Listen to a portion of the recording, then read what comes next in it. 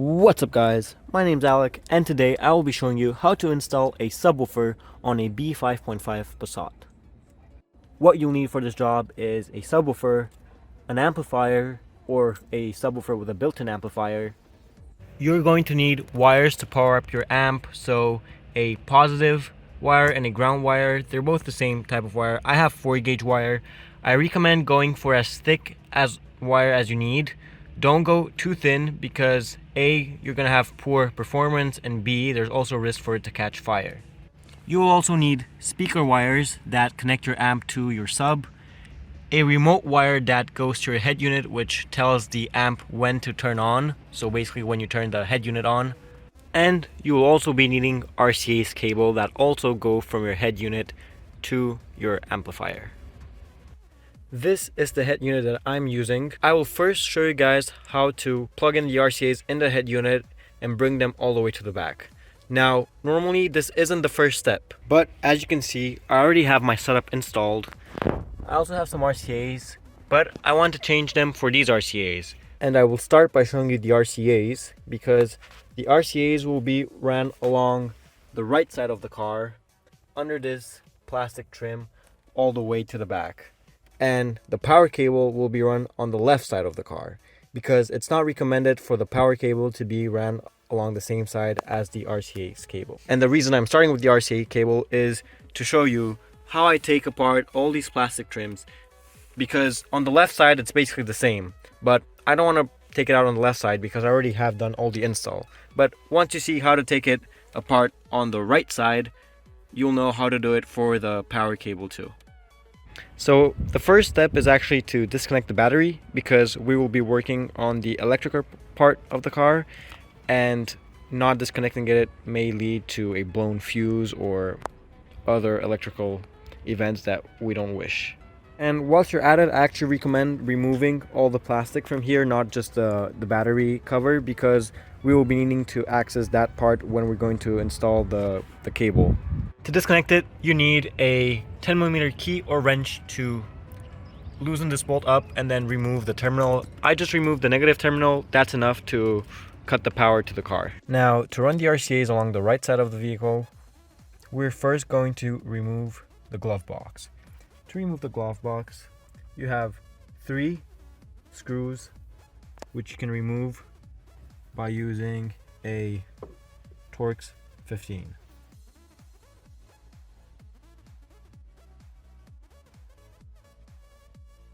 Now, once you've removed the screws, you take the glove box, you pull it up, and you pull it towards you.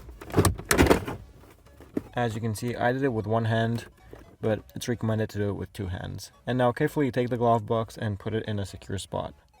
Now you want to go ahead and pull the head unit a bit out so that you can access the back of it. For me, I just need to remove this plastic pocket and then pull my head unit, push it from the back. And as you can see now, I have access to the wiring.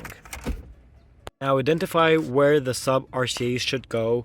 In my case, they should go on these 2 black connections here.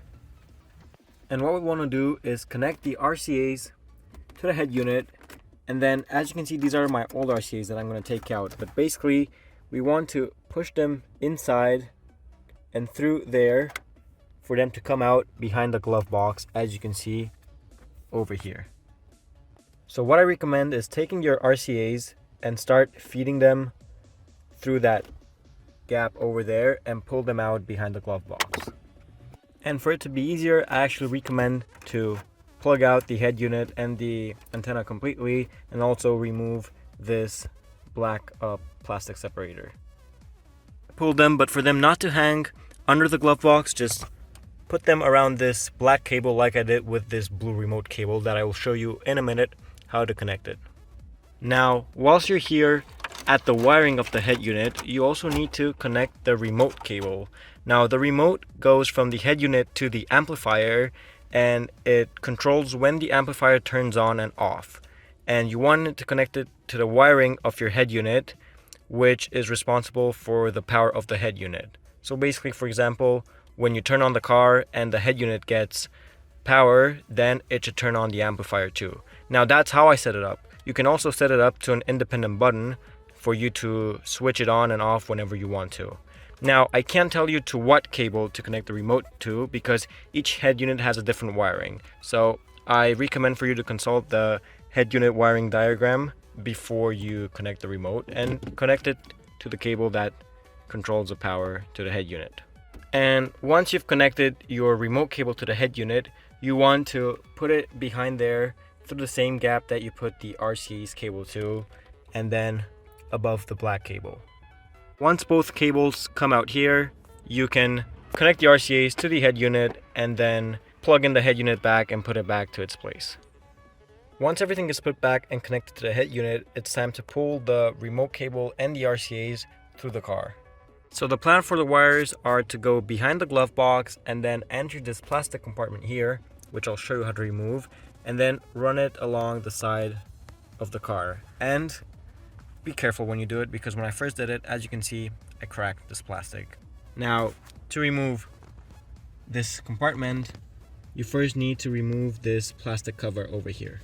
I recommend just taking a flat screwdriver and trying to pry it off, but with two hands, of course. Once pried off, you need to remove the screw, which, as you can see, it's a Phillips screws. I'm surprised it's not a Torx. Maybe it has been changed, but just remove the screw and then you can pull out the plastic cover. Once the screw removed and once you pulled out the plastic cover, we will want to make the cables run basically like this and put them then under this this plastic. I don't even know how to call this, but you know what I mean.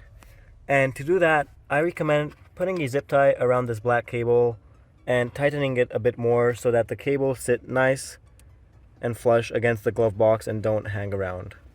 Now, once you did that, to bring the cables to the back, it's actually fairly simple. You don't even need to remove these plastic things, which I sadly didn't know when I first did it, and that's why I cracked this one.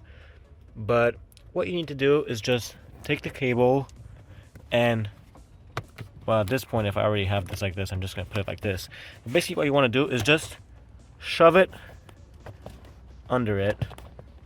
You can use a something to help you pry this a bit open, like a screwdriver, and you just push it underneath all the way to the back. Once you bring the RCA's and the remote cable to the back here and put the seats in this position, you need to remove this screw over here. This screw is a Torx 15 screw, like the ones from the glove box. Once you remove the screw, you just pull this up and pass the RCA's and the remote cable behind where the screws goes, so that it goes a bit like this. Once that is done, put the screw back on and bring the RCA cables and the remote cable to the side of the car where you're going to have your amplifier on. Now, I'm going to bring them here because my amplifier is on this side of the car. So basically, what I'll be doing is bringing the cables over here and then through this gap over here, pull them to the amplifier.